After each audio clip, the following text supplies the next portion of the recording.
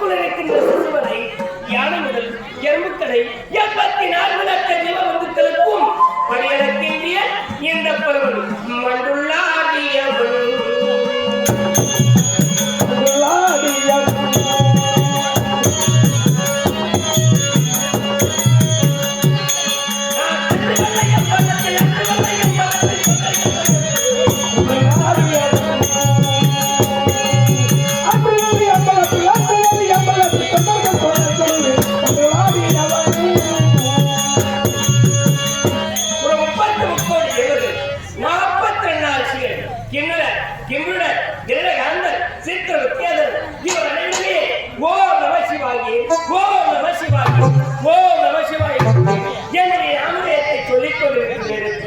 நான் அதை சங்கீதமாக ஏற்றுக்கொண்டு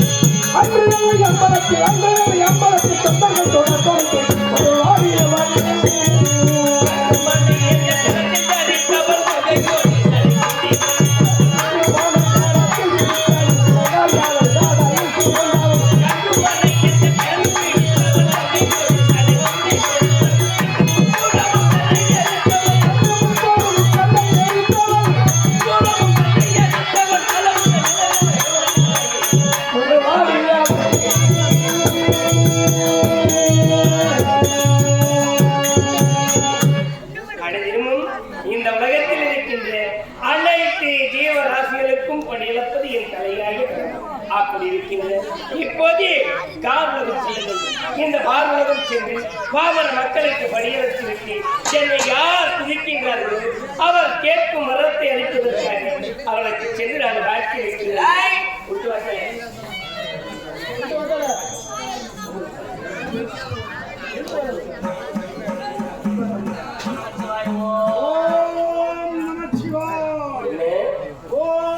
என்ன இது ஆச்சரியமாக இருக்கிறது? யார் என்று தெரியவில்லை. இந்த பார் உலகிற்கு படியளக்க செல்லலாம் என்று பார்க்கும் பொழுது ஓம் நமச்சிவாய நமச்சிவாய நமச்சிவாய என்று நாமதேற்று சொல்லிக் கொண்டிருக்கின்றான். யாராக இதோ பார்க்கின்றேன் என் ஞானத்தால்.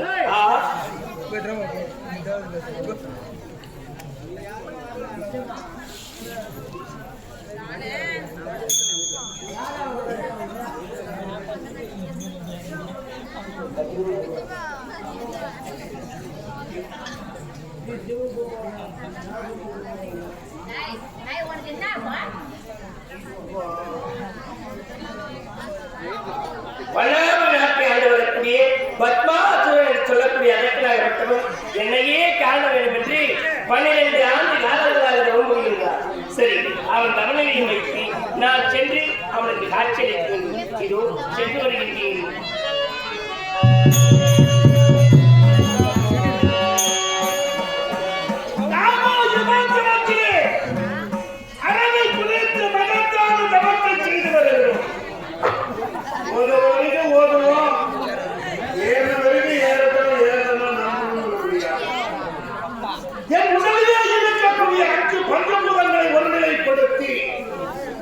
காமம், குரோதம், லோகம், மோகம், மதம், சொல்லக்கூடிய 6 வகை ஆசைகள் மனிதனின் மனதிலே இருக்கிறது. ஒரு மனுஷன் மனசுல 6 விதமான ஆசை பேய்கள் இருக்கின்றது. அந்த 6 விதமான ஆசை பேய்களை அடக்கி ஆணவம், கர்மம், மாயை என்று சொல்லக்கூடிய மலங்களை கொடுக்க வேண்டியவனாக இருக்கிறான் ஒரு மனிதன். தேங்காய கோயிலுக்கு எடுத்து போறீங்க, தேங்காய் எதுக்கு உடைக்கிறோம், எதற்காக தேங்காய் எடுத்து போனோம் தெரியாமலே போறீங்க. சிரிச்சுட்டா ஆகாது. நான் சொல்றதை கேளுங்க, சிரிச்சுட்டா ஆகாது. தேங்காய் எதுக்கு கோயிலுக்கு போகுது? ஒரு கோயிலுக்கு எடுத்து போறோம்னா அந்த தேங்காயை எதுக்கு எடுக்கணும் யோசிக்கிறாங்க. சில பேர் யோசித்து உடைக்கிறாங்க, தெரிஞ்சு உடைக்கிறாங்க, தெரியாம உடைக்கிறாங்க.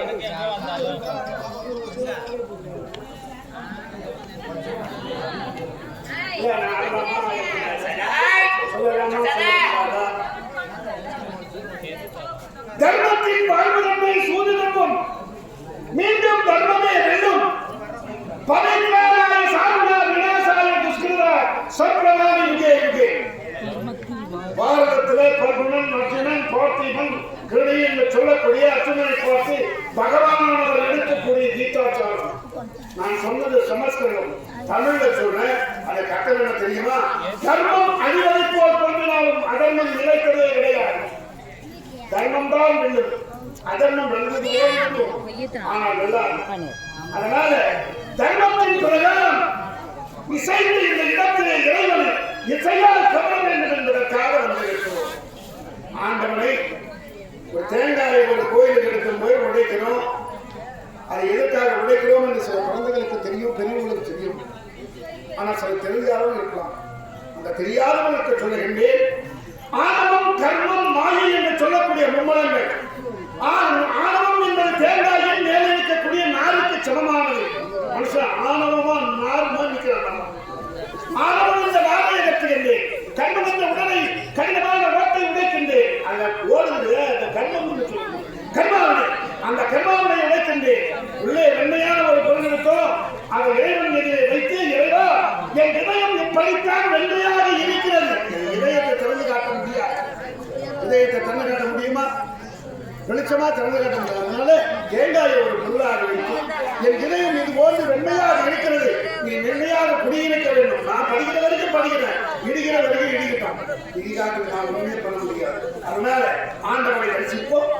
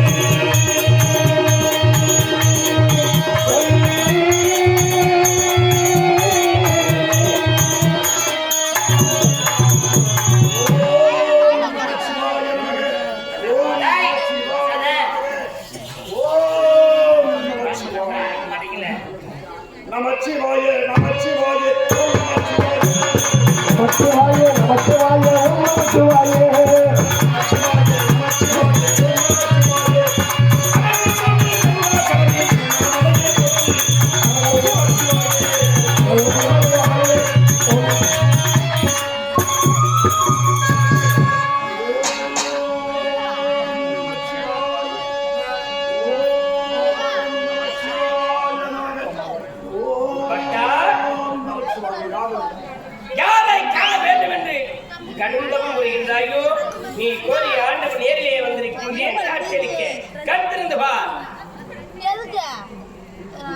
தெய்வமாக விளங்கக்கூடிய நான் வணங்கக்கூடிய பரமக்கடவுள் எதிர்த்து கொண்டிருக்கிறோம். நான் இதை கொண்டு இருக்கின்றேன். கண்பிடித்து பாரு என்று சொல்லியிருக்கேன். கண்பிடித்து பார்க்கலாமா? நிச்சயமாக கண்பிடித்து பார். சிவா சிவா அடிமுடி காண முடியாத கோழி திருமணி கண்ணீர் அடிமுடி காண முடியாத கோழி கண்ணீர் இறைவா எனக்கு அரிய பெரிய வரங்களை வரம் வேண்டுமா? யாது வரம் வேண்டும்? கேட்டால் தானே தெரியும். கேட்கலாமா?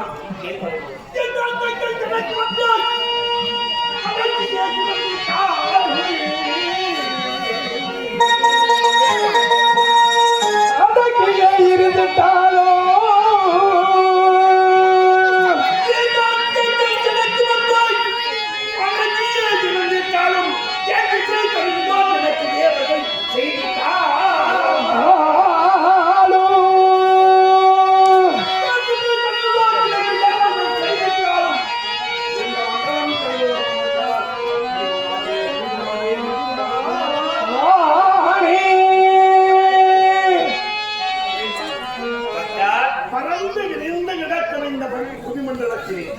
சரிந்த இந்த உயிர் ஜீவன் நிலைத்து வாழ வேண்டும் என்று நான் கேட்கக்கூடிய வரம் தெரியுமா? யாது வரம்? சாக வரம், தேக உடல் மகிழ்ந்து போக.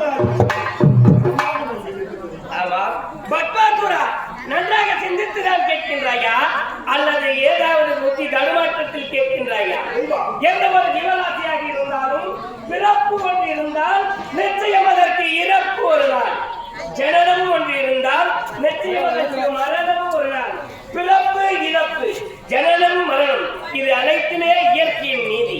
இதை யாராலும் மாற்ற முடியாது. இதை விடுத்து வேறு ஏதாவது வரம் கேட்டால் அதை நான் தடையின்றி தருவேன். இந்த வரத்தை தர முடியாது. அப்படியானால் வேறு வரம் கேட்கிறார். நீ இதை விடுத்து வேறு ஏதாவது கேட்டாலும் அதை நான் தடையின்றி தருவதற்கு கற்றுக்கொண்டேன். இதோ இருக்கும் வலது கரத்தை எவரொரு சிவத்திலே வைக்கிறேனோ